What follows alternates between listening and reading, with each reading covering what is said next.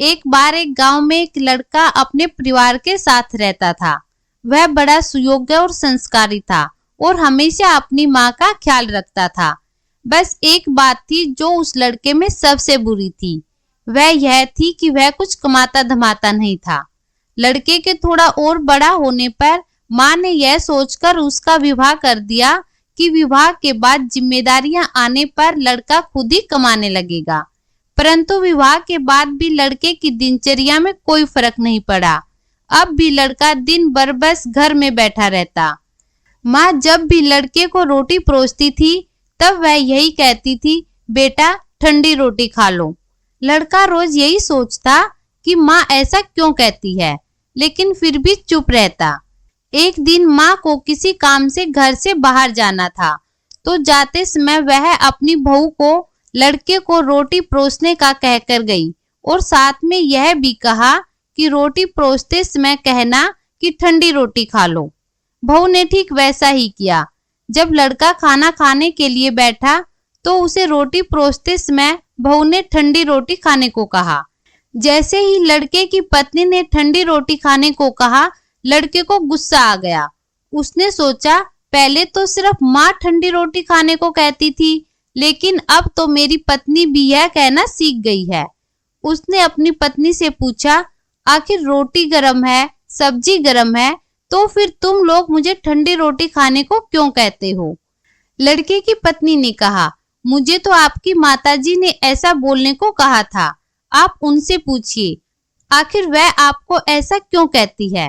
पत्नी की बात सुनकर लड़का गुस्सा हो गया और बोला, अब जब तक माँ मुझे यह नहीं बताती कि वह ऐसा क्यों कहती है, मैं खाना नहीं खाऊंगा। शाम को जब माँ घर आई तो माँ ने बहू से पूछा कि क्या लड़के ने भोजन कर लिया।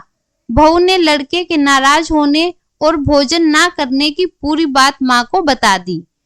थोड़ी देर बाद लड़के ने माँ से पूछा, माँ पहले तो सिर्फ तू मुझे ठंडी रोटी खाने को कहती थी, लेकिन मैं तेरी बातों का बुरा नहीं मानता था, लेकिन अब तो मेरी पत्नी ने भी मुझे यही कहा। आखिर तुम सब मुझे गरम रोटी को ठंडी रोटी खाने को क्यों कहते हो? माँ ने लड़के से पूछा, बेटा ठंडी रोटी किसे कहते हैं? लड़के ने कहा, सुबह या कल की बनाई हुई रोटी ठंडी रोटी होती है। लड़के की बात सुनकर माँ ने कहा, बेटा अब तू ही देख, तेरे पिताजी का कमाया गया जो धन है वो ठंडी रोटी है। गरम ताजी रोटी तो तब होगी जब तू कमा कर लाएगा।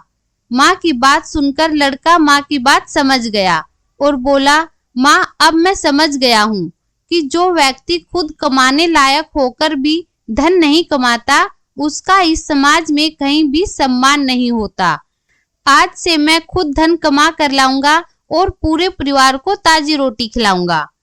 यह कहानी हमें सिखाती है कि हमें अपनी जिम्मेदारियों को समझना चाहिए और उन्हें निभाना चाहिए। विवाह होने के बाद ठंडी रोटी नहीं खानी चाहिए, अपने कमाए हुए धन से ही रोटी खानी चाहिए। अब आप ही सोचिए, जब भगवान राम वन में गए थे तब रावण माँ सीता को छल से उठाकर ले गया। किसी भी रामायण में यह नहीं लिखा हुआ कि भगवान राम ने अपने भाई भरत को यह समाचार दिया कि भरत, रावण मेरी पत्नी सीता को छल से उठाकर ले गया है, तुम आकर मेरी सहायता करो। क्योंकि मर्यादा पुरुषोत्तम राम यह समझते थे कि विवाह किया है तो अपनी पत्नी की रक्षा करना, अपने कर्तव्यों का पालन करना उनका धर्म है।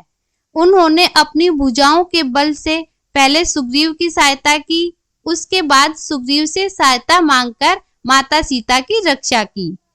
इसलिए विवाह तभी करना चाहिए जब आपके अंदर अपनी पत्नी और बच्चों का पालन पोषण करने की क्षमता हो।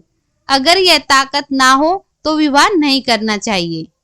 अगर आपको यह कहानी पसंद आई हो तो इसे लाइक करें, शेयर करें और हमारे चैनल को सब्सक्राइब करना ना भूलें। हम जल्द ही आपके सामने आएंगे एक नई कहानी के साथ। धन्यवाद।